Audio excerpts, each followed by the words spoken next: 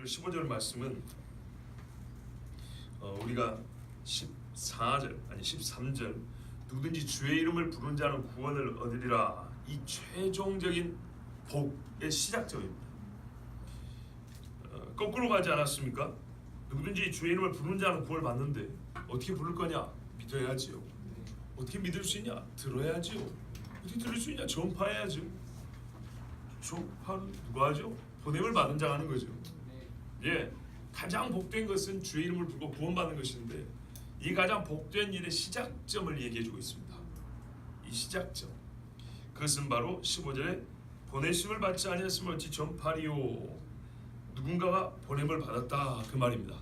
그래서 그 보냄을 받은 자가 복음을 들고 가는 발걸음.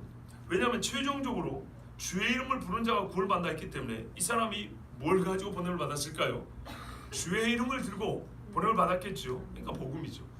복음 들고 걸어가는 자의 발걸음이 참 아름답다, 이렇게 성경에서 말씀했다는 겁니다. 자, 그러면 이게 사실 진짜 아름답고 감격적인 발걸음입니다. 제가 이 발걸음을 생각할 때 아주 우리 일상적인 장면 하나 떠올려봤어요. 시골에서 농사를 지어본 분들이 별로 없다는 것이 조금 아쉽긴 한데요, 드라마나 영화나 이런 데서 봤던 것을 기억을 한번 더듬어 보십시오. 한참 더울 때 농부들이 일을 열심히 합니다. 땀도 흐르고 목도 마르고 막 그러는데, 저기 밭이 이렇게 동네에서 멀리 있으니까요, 이 고개를 넘어서 일을 하러 왔는데 새참 때가 됐어요. 그런데 이 아낙네가 이 시원한 물이나, 이 교회에서 순례하기면 좀 그렇지만 안 믿는 사람의 경우에 막걸리를 이게 이제 주연자에다 다 받아가지고, 그리고 이 시원한 그 얼음 콩물 뭐 이런 거 있죠. 자, 이런 거 가지고 머리에 따이고 온단 말이에요. 그럼 일꾼들이 일하다 어떻게 해요? 좋아가지고 와 이렇게 하고, 그 중에 한 사람은 얼른 뛰어갔을 거만 받아온단 말이죠. 농사를 안 져본 분들도 좋아하시네요. 자, 여러분, 이것만 생각해도 그 저 멀리서 새참 머리에 이고 오는 그 아낙네의 모습만 봐도 일꾼들이 얼마나 기분이 좋을까요? 그렇죠? 곧 있으면 쉰다는 거죠. 그리고 시원한 거 한 잔씩 한다는 거죠. 잠시 그늘에 앉아서 서로 이야기하고 다시 기운을 북두는 그런 장면만 생각을 해도 참 보기 좋아요.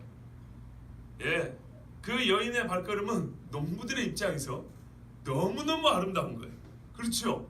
자, 그런데요,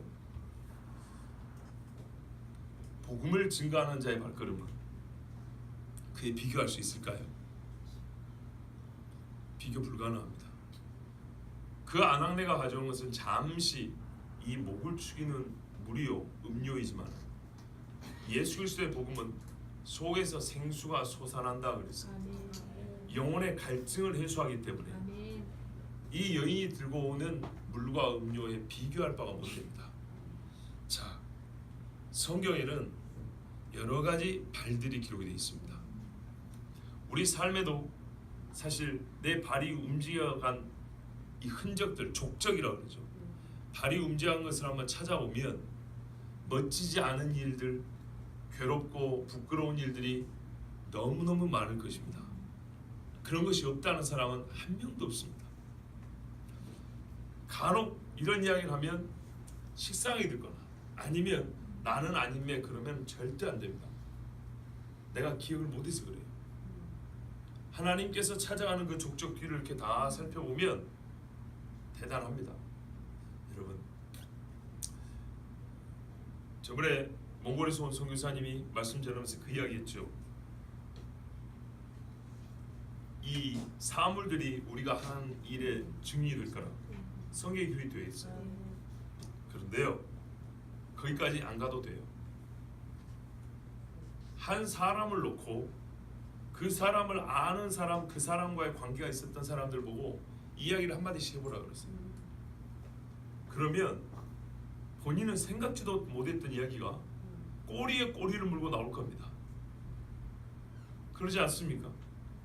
어떤 계기가 되어서 뭐 잔치가 됐던 초상이 됐던 일가 친척이나 혹은 그 주인공과 관계가 있었던 분들이 모인단 말이에요.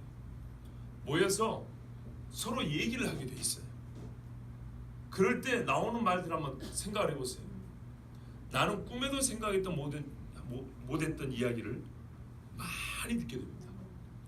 내가 어릴 때 초등학교 다닐 때 동네 아줌마가 봤던 거, 나 키우면서 우리 엄마나 옆집 아주머니가 나한테 관해서 쟤는 크면 뭐가 될 거다 했던 이야기, 그거 그대로 됐니 뭐 그대로 안 됐니 얘기부터 해가지고 저 사람이 사업할 때 어떻게 했고 학교 다닐 때 어떻게 했고 연애할 때 어떻게 했고 주변에 사람들이 정말로 어마어마하게 나에 관한 이야기를 쏟아낼 겁니다. 사람들도 그렇게 기억하고 있어요. 하나님이 그걸 모를까요? 모를까요? 의심되면 한번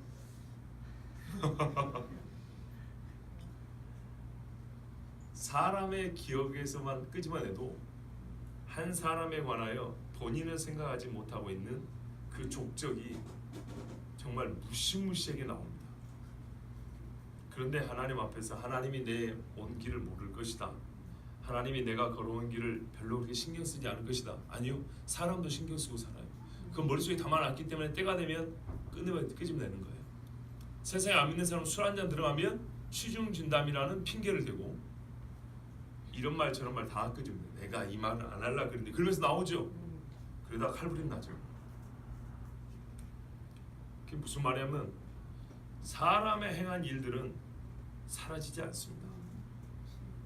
그 발걸음, 했던 말 절대로 없어지지 않습니다. 사람도 다 기억을 하고요, 하나님은 당연히 기억합니다. 그래서 성경에 행위를 기록한 책이 있다고 그랬어요. 그리고 그 행위대로 심판을 받는다고 분명히 말씀합니다. 자, 그러면 오늘 이 발들은, 복음을 전한 이 발들은 하나님께서 잘했다고 하는 말인가요? 잘 못했다고 하는 말인가요? 잘했다 그러죠. 그래요. 아까 제가 어떤 한 사람에 대하여 주변 사람들의 말을 들어보면 참 무시무시한 내용이 나온다 그랬는데 그 걱정 안 해도 돼요. 반대로 살면 되는 거예요. 아름다운 발걸음으로 살아오면 되는 거예요. 그러면 주변 사람들이 모일 때마다 나는 까먹고 있었던 좋은 이야기를 해요. 저 사람이 예전에 무슨 일을 했다라고 얼굴 뻐기죠. 아, 내가 그랬어? 이런다고. 그죠? 자기 이야기가 너무 민망해서, 좋은 이야기를 해서 민망해서 그렇게 잘 살면 돼요. 근데 그게 쉬운가요? 그게 잘 안 되죠. 그런데 우리가 보통 이렇게 핑계를 대요. 아까 제가 했던 말, 쉽지 않아, 이렇게 핑계댄다. 쉽지 않은 줄 알아요. 하나님의 말씀은 이 세상 사람이 살기에는 쉽지 않아요. 근데 쉽지 않은 걸 살아냈으니까 칭찬하지. 누가 쉬운 대로 살면 칭찬합니까? 쉬운 대로 살면은 말들이 모이면 모일수록 정말 지옥에 떨어지지 않고는 버틸 수 없는 인간이 돼요. 그 쉬운 걸 이겨내야죠. 그래서 이 말씀이 고 성령의 힘이 있지 않습니까? 율법이 육신으로 말미암아 연약하게 할 수 없는 것을 성령은 생명의 법으로 우리를 그렇게 가능하게 한다면서요. 그렇게 살면 하나님께서 이 땅에 있을 때도 사람들의 말을 통해서도 내가 구원받았고 내가 세상의 빛으로 산다는 것을 정말 확인하게 해주시는, 얼마나 감사합니까? 자, 그런 발걸음들을 우리가 성경에서 몇 군데만 찾아볼까요? 로마서 1장 15절을 보면, 아니요, 지금 들으세요. 그냥 들으시면 돼요. 로마서 1장 15절을 보면 이 세상에 많은 사람들이 다 죄를 지었는데 어떤 죄를 지었냐 했더니 피 흘리는 데 빠르다 그랬어요. 3장 15절인가 보면 나오죠. 모든 사람이 죄를 범하였는데 그 입에는 악독이 있고 입술에는 독사의 집이 있고 막 이러면서 발은 피를 흘리는 데 빠르다 그랬어요. 여러분, 다윗의 생애, 다윗 말고 다윗 주변에 있던 사람들 봐보세요. 정말 피 흘리는데 발이 빨랐던 사람들 있죠. 어떤 사람이 있습니까? 사울이 있죠. 자기 사위를 죽이겠다고 거의 10년을 왕국을 비우고 쫓아다녔어요. 인생을 꼭 그렇게 살아야겠습니까? 근데 그게 삶의 꿈이자 비전이자 목적인 사람이 있었어요. 다윗을 죽이는 게. 또 피 흘리는데 빠른 사람 누가 있을까요? 아합 있죠. 나봇을 죽였고요. 엘리야 잡아 죽이겠다고 엘리야가 있는 데를 고발한 사람들이 상을 줬다 그랬어. 그리고 막상 가봤는데 없다 그러면은 죽어요. 그 사람이, 고발한 사람이. 엘리야 없는 데 있다 그랬다고. 야, 이와 같이 피를 흘리는데 정말 빨랐던 발걸음도 있어요. 또 의로운 사람을 죽이기 위해서, 자기보다 의로운 사람을 죽이기 위해서 부지런히 움직였던 사람이 있어요. 그 중에 요압이 있습니다. 요압은 다윗을 도와서 나라를 세우는데 공리를 세우긴 했지만 자기보다 의로운 아브넬과 아마사라는 장군을 죽였어요. 둘 다 사울 집의 장군들이었어요. 사울 집의 장군인데 요압은 자기의 권한 밖에 행사를 해서 죽였어요. 왜냐하면 다윗이 왕이지만 요압을 함부로 못했어요. 친족간이거든요. 한 사촌인가 그래요. 그러다 보니까 이 요압을 쉽게 함부로 못했고요. 요압과 그 형제들 삼형제가 나라의 1등 몽신이었고 대장군을 역임하고 있었기 때문에 함부로 하지 못했어요. 다윗도 말하면 수루야의 아들들, 그 어머니가 수루야거든요. 수루야의 아들들이 너무 강해서 내가 어떻게 못 해보겠다. 다만 하나님께서 저들의 악을 갚으시길 원하노라 그랬죠. 솔로몬 때의 요압은 죽임당합니다. 이처럼 피 흘리는 데 빠른 참 못된 말들이 있습니다. 그 외에도 가늠한 데 빠른 말도 있고, 속이는 데 빠른 말도 있고, 거짓말하는 데 빠른 말도 있습니다. 그런데 이제 좋은 이야기 한번 해볼까요? 성경에 홍해와 요단강이 갈라졌을 때 그 길을 걸었던 말들도 있습니다. 그죠? 또 말할까요? 집안의 남자들이 다 죽게 되었는데 먼저 앞서 나가서 그 집안의 남자들을 살린 아비가일의 발도 있습니다. 다윗이 압살롬에 피해 갔다가 돌아올 때, 이 압살롬 나쁜 발이죠. 근데 반대로 다윗이 돌아올 때 왕을 영접하러 시내를 건너가서 영접해 온 이스라엘 사람들의 발도 있습니다. 예수님의 무덤으로 달려간 여인들의 발도 얼마나 아름답습니까? 이게 다 성경에 기록이 되어 있단 말은 우리의 족적도 반드시 하나님의 책에 기록이 되어 있다는 말입니다. 그 중에 좀 이렇게 딱 부러지게 이 발이다 저 발이다 하기는 어렵지만 조금 지혜로운 자의 특별한 발이 하나 있어요. 그게 뭐냐면 압살롬이 다윗을 죽이려고 쫓아오다가 거꾸로 압살롬이 죽임을 당했습니다. 압살롬은 다윗의 아들이죠. 아버지 죽이러 왔다가 죽임을 당했어요. 그러면 이제 다윗이 왕으로 다시 복권하면 되겠죠. 근데 이 소식을 다윗에게 전해야 되는데 다윗에게는 승리가 기쁨이자 슬픔인 거예요. 왜냐하면 승리를 해서 자기가 왕으로 복권이 되지만 대신에 자기 아들은 죽어야 된다는 얘기거든요. 그래서 군인들에게 내 아들 압살롬을 좀 잘 봐달라 그랬어요. 죽이지는 말라 그랬어요. 그런데 요압이 죽여버렸어요. 자, 이 소식을 다윗에게 전해야 돼요. 다윗이 분명히 전쟁에서 이겼기 때문에 기뻐야 되겠으나 아들이 죽었기 때문에 슬프겠죠. 이 뭐랄까, 이 역설 모순적인 상황에서 누가 이 일을 보고하겠냐 이 말이죠. 그래서 요압 장군이 구스 사람, 군사 중에 유대인이 아니라 구스 사람을 불러다가 시켰어요. 네가 가서 다윗 왕에게 이 소식을 알려라 그랬어요. 그 심부름 받은 사람이 잘못은 아니지만 사람의 마음이 희한해요. 그 소식을 전해준 사람에게 뭔가 감정을 가지게 돼 있어요. 구스 사람은 뭔지도 모르고 병사니까 장군 시키니까 뛰어갔죠. 그때 사독의 아들, 제사장 사독의 아들 아히마아스가 또 역시 다윗을 쫓고 있었는데 이게 다윗을 따라가 있었는데 요압 장군에게 부탁을 합니다. 장군님, 제가 가서 이 소식을 알리고 싶습니다. 요압이 말이, 다른 전쟁 같으면 네가 이 소식을 전하면 칭찬을 듣겠지만 지금 이 소식을 전하고 네가 절대 칭찬을 못 듣는다. 근데 이 아히마아스가 다른 데도 이 발이 빠르고 좋은 소식을 전하는 일을 주로 했기 때문에 이 사람은 지금도 그 일을 하고 싶다 그랬어요. 근데 요압이 지금 상황에서는 네가 말을 전해봐야 아들이 죽었다는 소식 때문에 다윗 왕이 너를 기뻐하지 않을 것이다, 이렇게 말을 했는데도 사독의 아들 아히마아스가 굳이 요청을 해서 소식을 전하는 자로 이제 전령으로 번역을 받습니다. 그래서 아히마아스가 달려갑니다. 근데 아히마아스가 구스 사람보다 발이 빠르고 길을 잘 알아서 늦게 출발하는데 앞질러 갑니다. 그래서 다윗에게 먼저 도착을 합니다. 그리고 다윗이 저는 좋은 소식을 가져오는 사람이다 기대하고 있었습니다. 근데 전쟁에서 승리했다는 얘기를 한 다음에 압살롬은 어떻게 됐느냐 이렇게 말하니까 아히마아스가 하는 말이 제가 출발할 때 군사들의 무리에서 시끌벅적한 소리가 나는 걸 듣긴 했는데 무슨 일인지 알지 못하고 왔습니다. 그랬어요. 일부러 압살롬 죽은 이야기를 안 했어요. 보세요. 사건이 두 개죠. 하나는 전쟁에서 이겼다는 얘기고 이겼는데 아들이 죽었다는 얘기잖아요. 두 가지 소식을 다 알고 있지만 일부러 앞에 것만 얘기한 거예요. 지혜롭다고 해야 될까요? 간사하다고 해야 될까요? 그 다음에 구스 사람이 왔습니다. 전쟁 승리한 얘기는 들었고 내 아들 어떻게 되냐 했더니 구스 사람은 왕이시여 왕을 대적한 자는 전부 다 압살롬처럼 되기를 원하나이다. 당신 아들처럼 다 죽임을 당하기 원하면 이렇게 말하는 거예요. 얘는 왕의 마음이 뭔지를 몰라요. 그래서 그렇게 말을 해가지고 상은 고사하고 물론 벌을 줄 수는 없죠.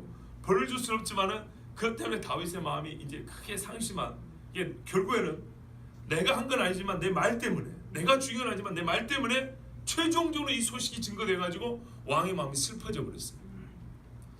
자, 여기서 우리가 이제 어떤 지혜를 얻을 수 있을지 그걸 각자에게 맡기겠습니다. 왜냐하면 아히마아스는 약간 이중적인 인물입니다. 한편으로는 좀 지혜롭다 할 수도 있고 한편으로는 간사하기도 하고 어찌해야 될지 모르겠어요. 근데 여러분 좋은 편을 택하시기 바랍니다. 우리가 누군가에게 소식을 전해야 할 일이 있습니다. 소식을 전할 책임이 있는 경우가 있고 책임은 없지만 자원하여 소식을 전하고자 무슨 마음이 생길 때가 있습니다. 그럴 때 어떻게 소식을 전해야 될까? 이 사건은 우리에게 좀 생각할 거리를 주는 겁니다. 자, 여기서는 우리가 각자가 하나님께 지혜를 구하고 생각해 볼 수 있기를 바라고요. 이런 류의 발들이 있다는 것을 일단 여러분에게 말씀을 드립니다. 그렇다면 이 많은 발들 중에 우리가 처음에도 생각하고 들었지만 제일 좋은 발걸음은 복음을 전하는 겁니다. 봐보세요. 아까 제가 열거했던 발걸음하고 복음을 전하는 사도 바울의 발하고 그 중에서 가장 귀한 발이 어떤 발입니까? 그죠? 아까 말했던 그 발들을 하고 모세가 바로 앞에 나가서 내 백성을 내놓아라. 이스라엘에게는 여호와께서 너희 부르짖음을 들으시고 너희를 구원하러 나를 보내셨다. 이 말을 가지고 다시 애굽으로 들어간 모세의 발보다 더 아름다운 발이 있습니까? 없습니다. 저 바다를 건너고 강을 건너고 산을 넘어서 복음을 전했던 사도 바울이나 바로 앞에 와서 이스라엘 백성을 구해냈던 모세의 발이나 이 사람들의 발보다 더 아름다운 발은 없습니다. 이것은 실제로 천사들의 발걸음과 같습니다. 성경에 보면 복음의 메시지를 최초로 증거한 자는 천사입니다. 항상 성경에는 하나님의 사자가 나타나 이렇게 되어 있습니다. 곧 하나님이면서 하나님의 종인 그 신비로운 인물, 그걸 하나님의 사자라고 합니다. 또 천사라고 부릅니다. 먼저 전해준 이는 천사입니다. 왜냐하면 사람으로부터는 복음이 시작되지 않기 때문에 하나님이 직접 사람에게 복음을 전해주고 그 다음에 사람에게 전하죠. 소돔과 고모라를 보세요. 하룻밤 지나면 다 불타 죽습니다. 그런데 그 밤에 보냄을 받아서 롯을 구해준 이가 누굽니까? 천사입니다. 그러니까는 이와 같은 일을 하는 직무를 받은 사람은 얼마나 복이냐 그 말이에요. 진짜로 불구덩이 속에서 한 사람을 건져내는 겁니다. 그러니 아까 말했던 그런 류의 여러 가지 발들보다 복음을 전하는 발은 실제로 얼마나 아름답냐 말이에요. 그래서 제가 이 예들을 들려드린 겁니다. 비교를 한번 해보라는 거예요. 히브리서에도 예수 그리스도가 우리에게 구원자로서 중보자로서 얼마나 크고 위대하냐를 말할 때 그냥 말하면 사람들이 그냥 뭐 그렇지 주님이지 이렇게 말고 마는데 천사하고 한번 비교해봐라. 대제사장 아론하고 비교해봐라. 능에 맡던 선지자 모세하고 비교해봐라. 비교가 되느냐? 비교가 안 된다는 거예요. 감히 그들은 예수님께 비교가 안 된다는 거예요. 그랬을 때야 이렇게 높고 위대한 분이 우리 죄를 위하여 죽으셨구나 하니까 감동이 되는 거죠. 그런 것처럼 성경에 나오는 수많은 발들, 또 우리 인생의 여러 가지 우리가 지나왔던 족적을 생각해 보면 복음을 전하는 발은 진짜로 아름답습니다. 제가 단도직 입장으로 여쭤볼게요. 여러분 복음 전하러 몇 걸음이나 움직여 보셨습니까? 산을 넘고 복음을 전하러 가봤습니까? 차를 타고 수백 킬로를 달려가서 복음을 전하러 그렇게 가본 적이 있습니까? 물론 있으시겠지만 대개 교인들은 안 합니다.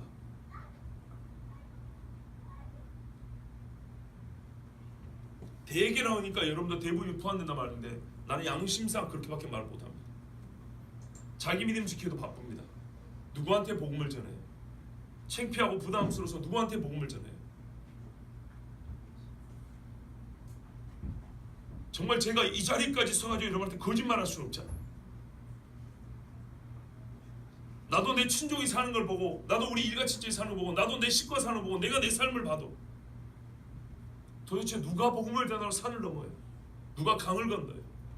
누가 나라의 국경선을 넘어서 복음을 전하러 몇 사람이나 다닙니까?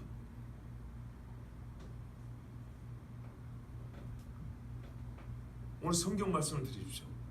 지금까지 살면서 내 족적을 쫓아보면 사람의 이야기만 들어도 별로 아름다울 것이 없고 칭찬받을 것이 없고 정말 무시무시한 이야기가 주를 위해서 계속 나올 것인데 하나님께서 우리에게 복을 준 거예요. 너의 발걸음 아름답다라고 할 만한 발걸음 내가 걸을 수 있게 해줄게. 그게 뭐냐면 지금부터 복음을 전달하는 거예요.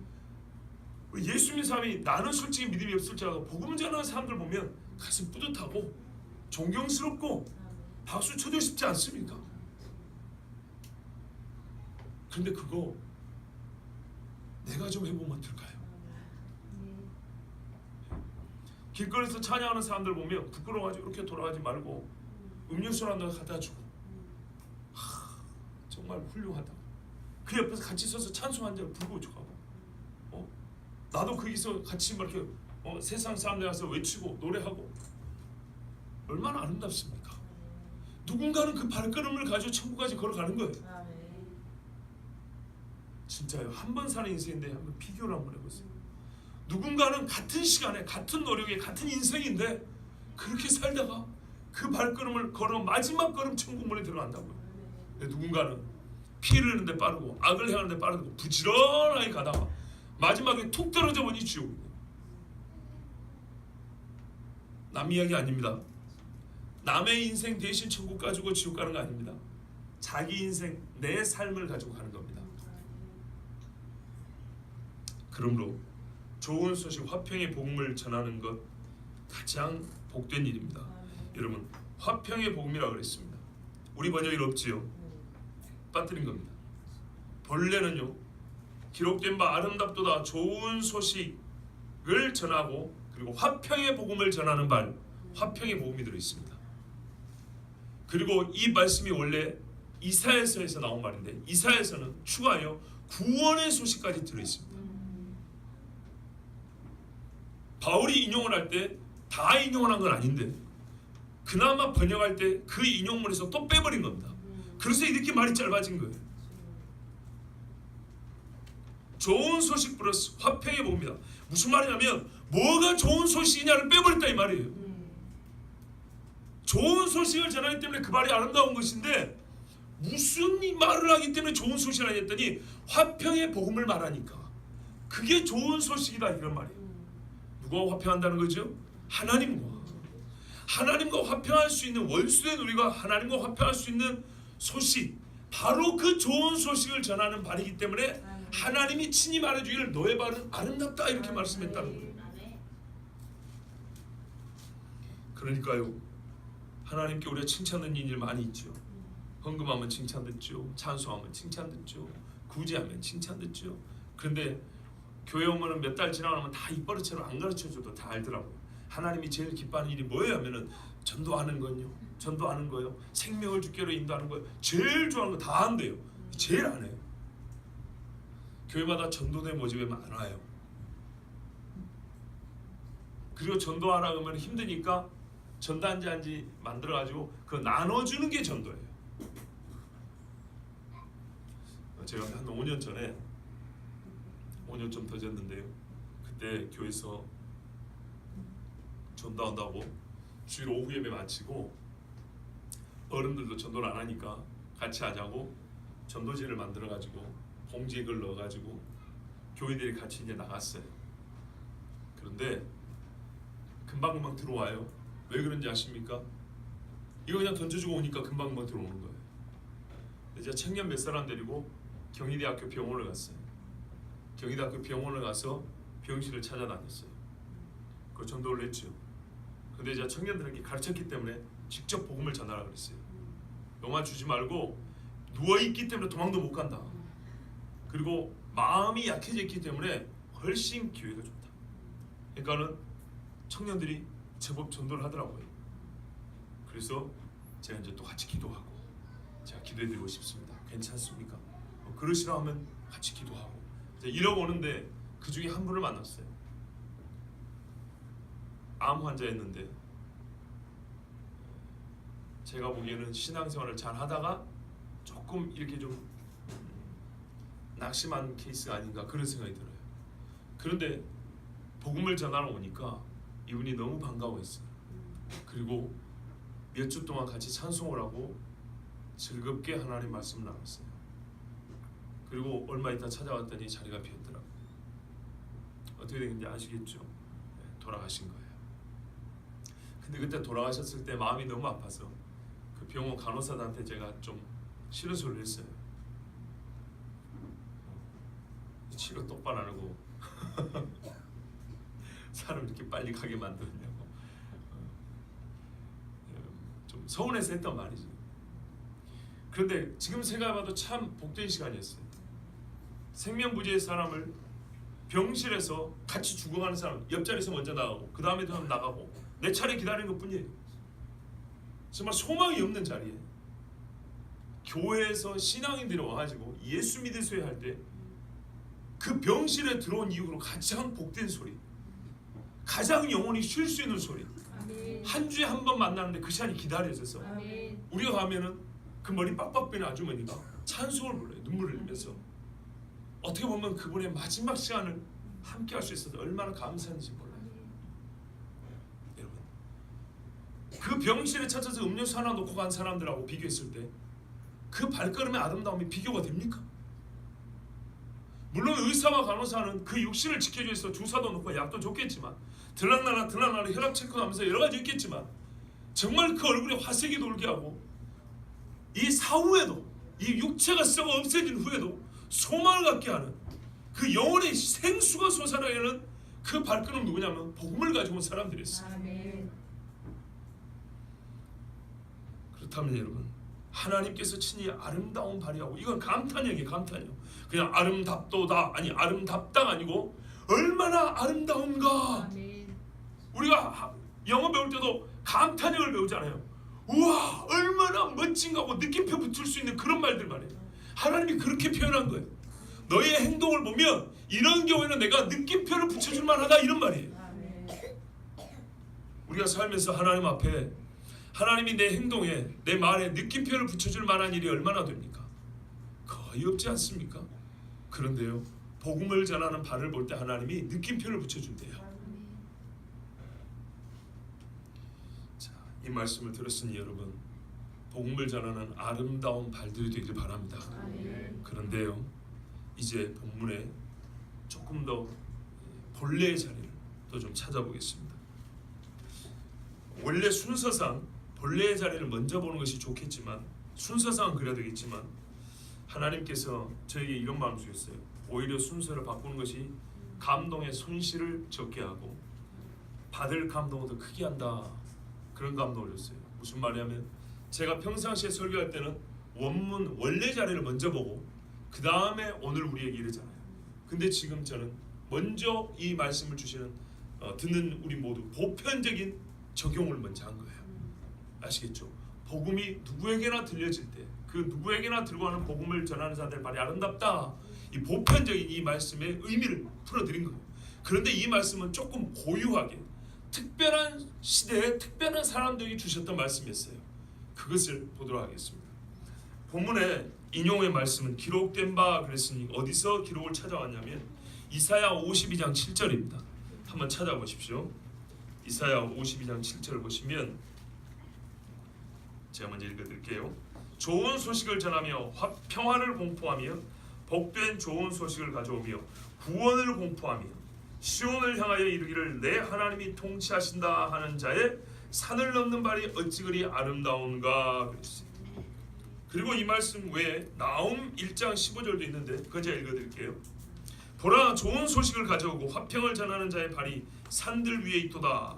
오 유다야 내 엄숙한 명절들을 절기들을 지키고 내 소원들을 이행하라. 이는 악한 자가 더 이상 너를 통과하지 못할 것임이라. 그가 완전히 멸절되었느니라 그랬어요.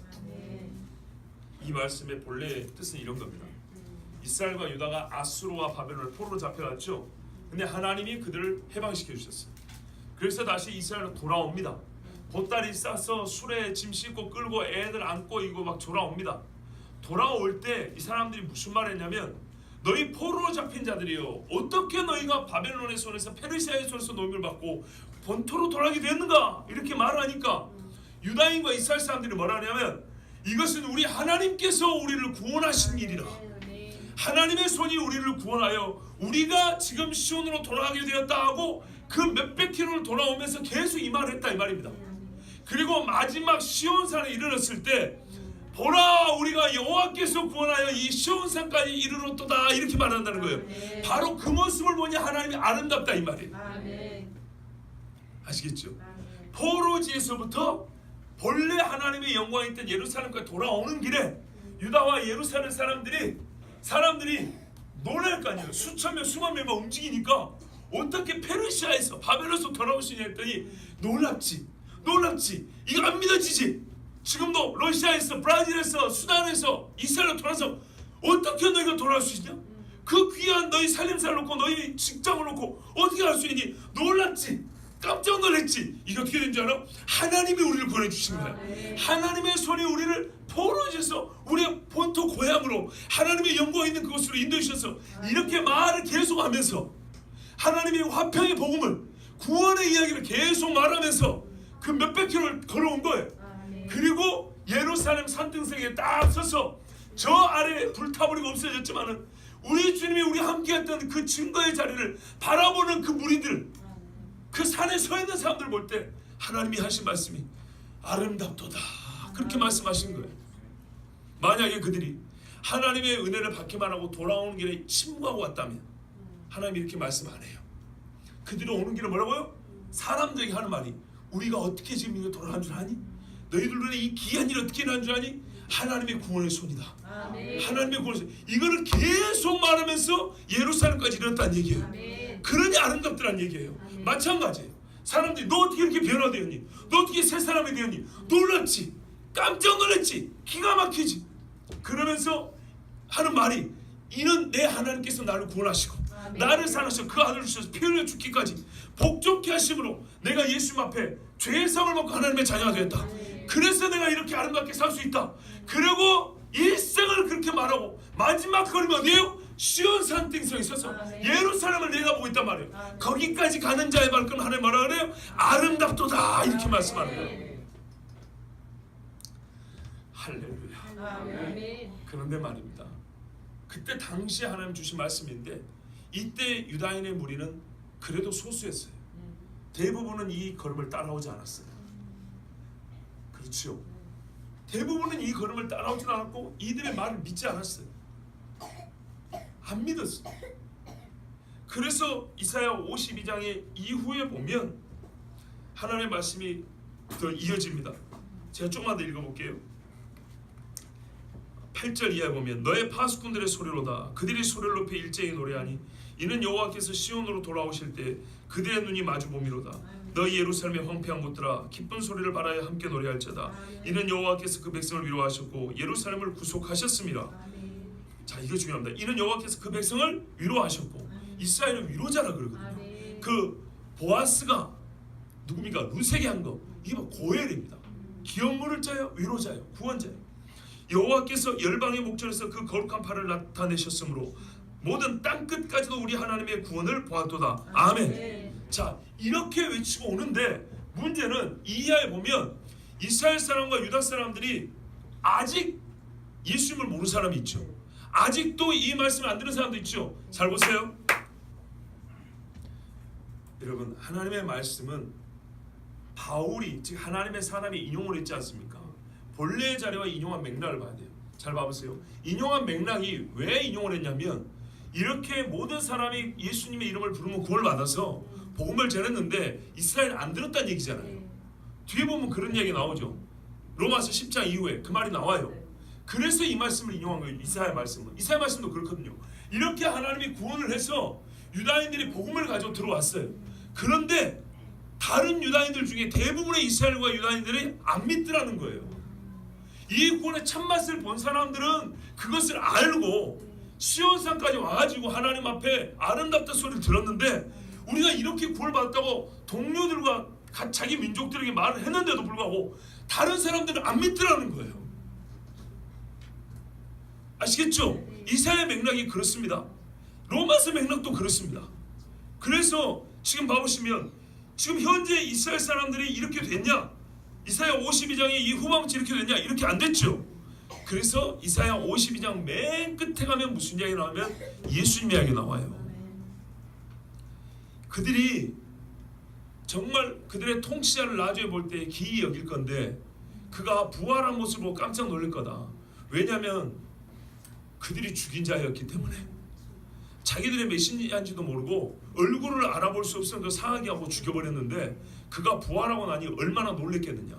무슨 말이냐면, 만약에 이때 포로기에 돌아왔을 때 이스라엘 사람들이 진짜로 하나님 앞에 회심하고 하나님의 구원을 제대로 다 믿었으면 메시아 왔을 때 못 알아볼 리가 누가 있겠어요.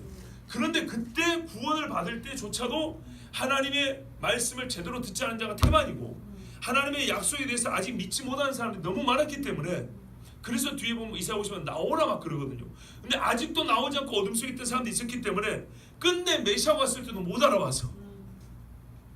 아시겠죠? 그리고 54년에 이제 메시아 이야기가 나오는 거예요. 그런데 그 못 알아본 사람들조차도 어떻게 될까요? 나중에 메시아의 때가 지나고 나면 완전히 돌아오겠죠.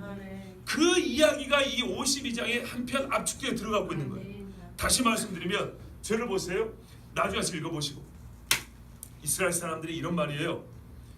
포로기에서 돌아올 때 사람들에게 우리가 여호와의 구원을 받고 돌아온다고 그렇게 외치고 왔어요. 그래서 하나님이 아름답다 그랬어요. 그런데 이 복음을 전했더니 같은 유다인이나 주변 사람들 중에 안 믿는 사람들이 많았어요. 그래서 하나님께서 예언적으로 하신 말씀이, 그러나 너희가 반드시 온 땅이 여호와의 구원을 볼 것이다. 예, 예루살렘을 하나님이 진짜 구속한 나라를 볼 것이다. 이렇게 이제 예언적으로 말씀을 했어요. 왜? 아직도 안 믿는 자들이 있으니까. 그래서 이제 이 안 믿는 자들의 이야기를 52장 후반부에 하면서 그들이 어느 정도까지 어디까지 가냐? 지금 이 안 믿는 사람들은 어디까지 가야 돌아올 것이냐 하면 메시아를 보내도 모르고 죽이기까지 할 것이다. 그리고 그 메시아가 부활할 때에서야, 부활할 후에서야 깨닫고 돌아올 거다. 요게 52장에 이미 압축이 돼서 들어가고 있어요. 바로 그 말씀, 그 맥락 그대로 로마서에도 말씀 그 말이에요.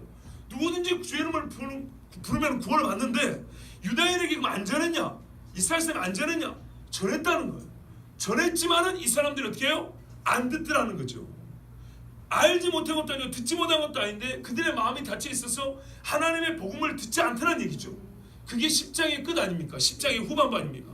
그러나 하나님께서 11장에 가면 어떻게 해요? 그렇다고 하면 이스라엘이 다 자빠졌냐? 다 망했냐? 아니다. 이것은 하나님의 깊은 지혜에 의한 것인데, 이방인의 충만한 수가 들어오기까지 그들이 넘어지게 하신 것이다. 그래서 최종적으로 어떻게 되냐? 마지막 때가 되면 이방인의 충만한 수도 차고 이스라엘도 돌아오게 될 것이다.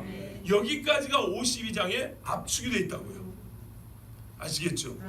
자, 그러면 지금 이제 우리가 뭘 해야 되겠습니까? 이사야와 나홈의 비전이랑, 우리가 제가 비전이라는 말 잘 안 쓰는데 진짜 비전은 뭐냐면요, 이스라엘과 유다가 마지막에 예수 그리스도를 알아보고 나오는 거예요. 그게 이 두 선지자가 하나님의 말씀을 듣고 본 비전이에요. 봐보세요. 아까 나홈서에도 말하면 네 엄숙한 명절을 지키고 내 서원들을 이행하라 그랬어요. 이는 악한 자가 더 이상 너를 통과하지 못할 것이라. 그가 완전히 멸절했다. 마태복음 보면 예루살렘 성이 적그리스도가 차지해서 더러운 것이 예루살렘 성전에 세워진다 그랬죠. 그리고 야곱의 환난에 따라 그래서 유다인들이 많이 죽임을 당한다 그랬죠. 이것들이 완전히 없어진 때를 말하고 있다고요.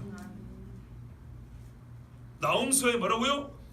좋은 소식이 들려지고 구원의 소식이 들려지는데 그때는 언제냐면 이스라엘을 대적한 자들이 완전히 없어지고 유다인들이 하나님 앞에 철저하게 명제를 지키고 즉 절기를 지키고 하나님께 소원을 이행하는 때다 이렇게 말씀을 했다고요.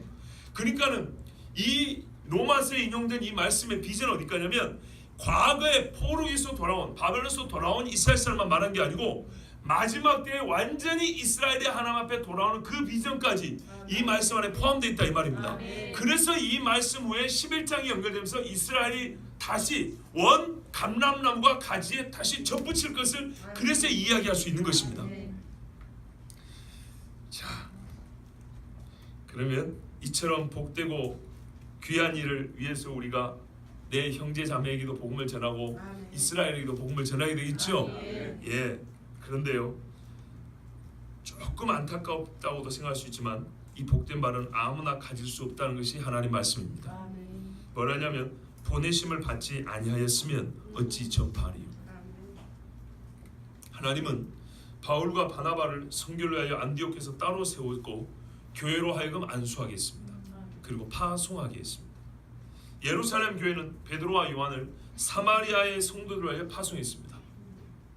하나님은 베드로에게 환상을 보이사 고넬료의 집으로 가게 하셨고 바울에게는 마게도니아 사람의 환상을 보이사 아시아를 넘어 유럽까지 복음을 전하겠습니다.